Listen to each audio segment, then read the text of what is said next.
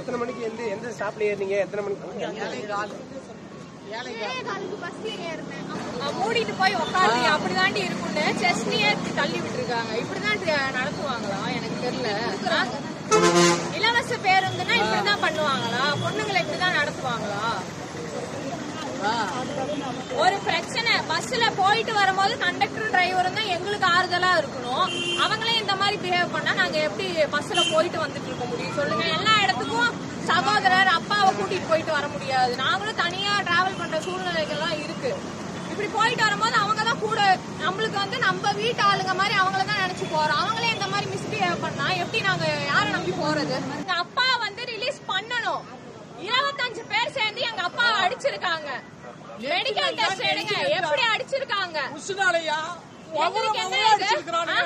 நீங்க அடிச்சிட்டு நீங்க ரிமாண்ட் பண்ணுவீங்களா?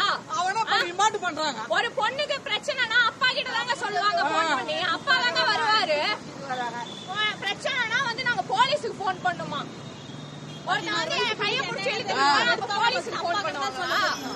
எனக்கு 25 வயசு ஆகுது. நானே அப்பாவுக்கு தான் போன் பண்ணுவேன். அவ 16 வயசுக்குள்ள அப்பாவுக்கு தானே போன் பண்ணுவா? எங்க அப்பாவை ரிலீஸ் பண்ணி ஆகணும். கேஸ் போடக்கூடாது. இலவச பேருந்து தாங்க. கவர்மெண்ட் பஸ்ல போயிட்டு வரதுக்கு எங்களுக்கு முடியல. எங்களுக்கு சுதந்திரம் இல்ல.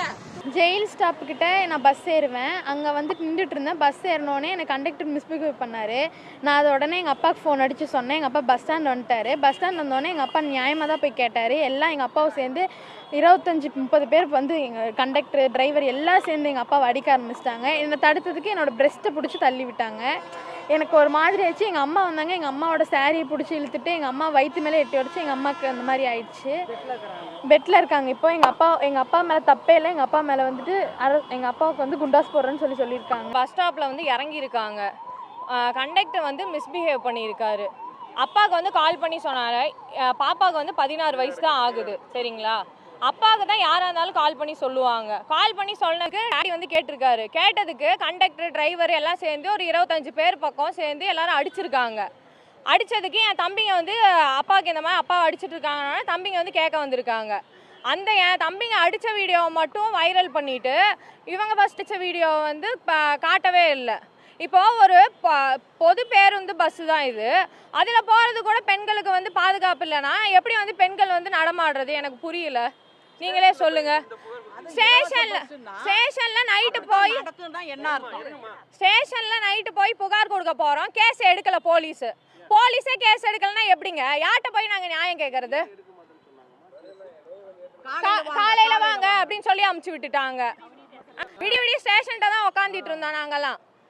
இப்போ ஒரு என்ன சொல்றது, அரசு வந்து அரசு ஊழியர்களை அரசு காப்பாத்துது. அப்ப எங்களுக்கு என்னங்க, யாருங்க எங்களுக்கு நியாயம் சொல்றது? தப்பு எங்க கண்டக்டர் மேலதாங்க தப்பு. அத்தனை பேர் சேர்ந்து ஒரு 52 வயசு ஆளை போட்டு அடிச்சிருக்காங்க. இப்ப அவர் உடம்பு முடியலன்னு சொல்லிட்டு போய் படுத்திருக்காரு. அவரை கூட்டு போய் ரிமாண்ட் பண்ணிருக்காங்க. தப்பு பண்ணவங்களை ரிமாண்ட் பண்ணல, அவங்கள பிடிச்சி கேஸ் போடலாம்ல. அந்த வீடியோ வந்து கரெக்டா டெலிட் பண்ணிட்டு அழிச்சிட்டு ஏன் அந்த ஆதாரத்தை காட்டலாம்ல? ஒரு தற்காப்புக்காக திருப்பி அடிச்சதை வந்து நீங்க வைரல் பண்றீங்க.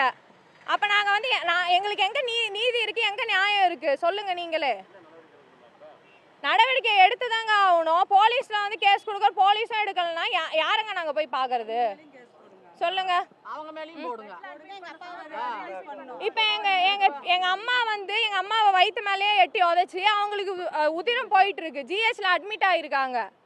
அந்த கண்டக்டர் 3 பேர் போய் அட்மிட் ஆனவங்க அவங்க காண போயிட்டாங்க, ஓடி போயிட்டாங்க. உண்மையாவே அடி வாங்கி பாதிக்கப்பட்டவங்க மேல கேஸ் போடுவாங்க. அடி வாங்கினவங்க வந்து ரிமாண்ட் பண்ணி கேஸ் போட்டுறாங்க. என்னது இது? எங்களுக்கு ஒன்றும் புரியல. ட்ரெண்ட ஃப்ரெண்ட் ஆக்கிக்கோங்க. தந்தி டிவியின் சப்ஸ்கிரைபர்ஸ் அண்ட் ஃபாலோவர்ஸ் குடும்பத்துல நீங்களும் இணையுங்க.